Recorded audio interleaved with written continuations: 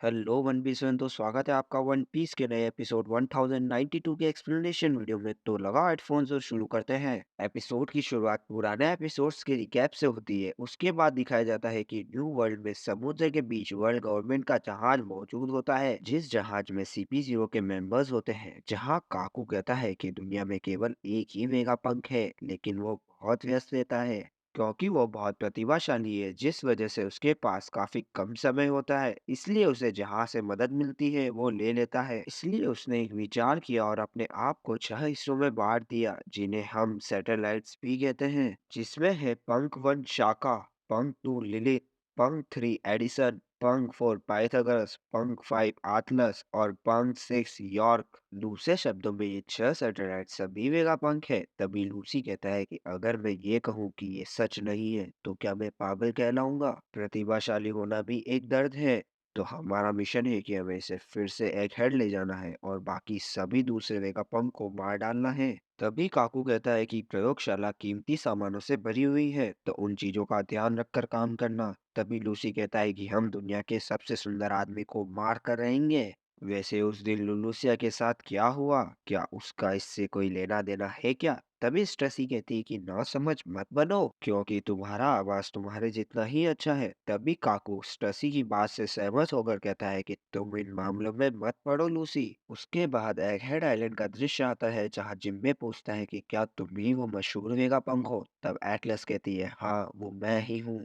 तब जिम्मे कहता है कि मैंने ये कभी नहीं सुना कि वेगापंख एक बच्चा है और इतना बड़ा भी। तभी एटलस कहती है कि क्या तुम लोग संतुष्ट हो गए हो? तभी हमें लूफी, चॉपर और बॉने को दिखाया जाता है, जो खाना खाने की वजह से मोटे हो चुके हैं। तभी वहाँ एक डॉग रोबोट आता है जो वहाँ पड़ी गंदगी को साफ करता है, जिसका नाम रिसाइकोलीन होता है। तभी लूफी उसके पास एक और खाली गिलास फेंकता है, जिसकी वजह से वो लूफी को काट लेता है। उसके बाद वो उन तीनों के पीछे पड़ जाता है। तभी आटलस कहती है कि वैसे तो रिसाइकोली को कचरा फेंकने वाले बिल्कुल पसंद नहीं है, और फिर वो उन तीनों पे हमला कर देता है। उसके बाद आटलस कहते हैं कि अब मुझे जाना होगा क्योंकि मेरा काम हिंसक होना है, और फिर वो अपने रॉकेट को चालू करती है और सीधा जाकर उस ड्रैगन को मुक्का मारती है। तभी वहां उन्हें और भी लोग दिखाई देते हैं। उनके कपड़े देखकर मोने कहती है कि ऐसे गर्मी वाला आइलैंड पे भी इन्होंने गर्म कपड़े पहन रखे हैं। तभी वो देखते हैं कि लूफी वहां से चला गया है। उसके बाद दिखाते हैं कि लूफी किसी कमरे में चला गया है, जहां उसे बहुत सारे बटन दिखाई देते हैं। फिर वो सभी बटन को एक एक बार दबा देता है, क्योंकि उसे लगता है कि ये भी एक खाना बनाने वाला यंत्र है, लेकिन ये कपड़े बदलने का यंत्र होता है।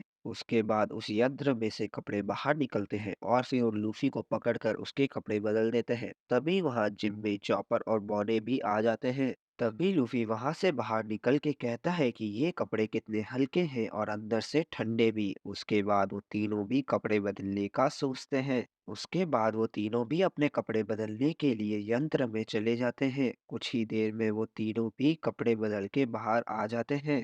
तभी मोने वहां से जाने लगती है और कहती है कि भूलना मत कि तुम यहाँ एक घुसपैठिए हो। मैं जा रही हूँ एक हथियार ढूंढने और फिर वेगापम को ढूंढकर उसे मारने। तभी लूफी को उसकी हाकी की मदद से दिखाई देता है कि उन्हें कोई ढूंढने आ रहा है, और फिर वो पौने को भी वहीं पर रोक देता है। तभी लूफी को वहां पर कुमा दिखाई देता है, जो उन्हें ही ढूंढ रहा होता है। तभी कुमा उस जगह को स्कैन करता है, लेकिन उसे कोई भी दिखाई नहीं देता है। लेकिन अचानक से लूफी कहता है कि भागो, वो हमें ही ढूंढ रहा है। दूसरी तरह से कुमा भी उनके पीछे भागने लगता है और भागते हुए कहता है कि इन्होंने ही खाना और कपड़े चुराए हैं, और उन पर लेजर कैनन से हमला करता है। तभी लूफी कहता है कि मैं इसका बदला लेकर रहूंगा, और फिर लूफी उस पर हमला करने जाता है। तभी बॉने लूफी पे ही हमला कर देती है। उसके बाद बॉने रोते हुए कहती है कि यही मेरे पिता है, यही मेरा इकलौता परिवार अब बचा हुआ है। ये बात सुनकर तीनों जने चौंक जाते हैं। दूसरी तरफ कुमा उस पे हमला करने जा रहा होता है। तभी लूफी उसके पास आते हुए कहता है कि ये एक पैसिविस्टा है। तभी वो उन दोनों पर हमला करता है, जिसके कारण एक बहुत बड़ा ब्लास्ट होता है। उसके बाद न्यू वर्ल्ड में समुद्र के बीच में लौ के जहाज का दृश्य आता है, जो तैरते हुए सतह पे आए बादलों की ओर जा रहा होता है। तभी उन बादलों में एक और जहाज दिखाई देता है, जो जहाज ब्लैक बियर्ड पायरेट्स का होता है।